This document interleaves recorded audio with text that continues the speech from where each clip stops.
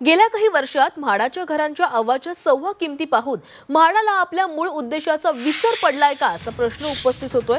म्हाडाच्या घरांच्या किमती निश्चित करण्याबाबत सूत्राची पुनर्रचना करण्यासाठी प्राधिकरणाने त्रिसदस्यीय समिती नेमली आहे आणि ही समिती सर्वसामान्यांना स्वस्तात घर मिळेल आणि म्हाडाचं देखील नुकसान होणार नाही या दृष्टीने अभ्यास करणार आहे। पुढील 3 महिन्यात ही समिती आपला अहवाल उपाध्यक्षांकडे सादर करणार असून त्यानंतर तो मंजुरीसाठी सरकारकडे पाठवला जाणार आहे। स्वस्तात परवडणाऱ्या घराचं स्वप्न पूर्ण करण्यासाठी अनेक जण म्हाडाच्या सोडतीची आतुरतेने वाट पाहतात।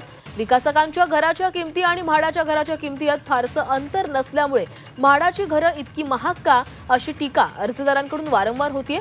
त्यामुळे म्हाडाकडून घरांच्या किमतीबाबत नवं सूत्र आणण्याच्या हालचाली आता सुरू झाल्या आहेत।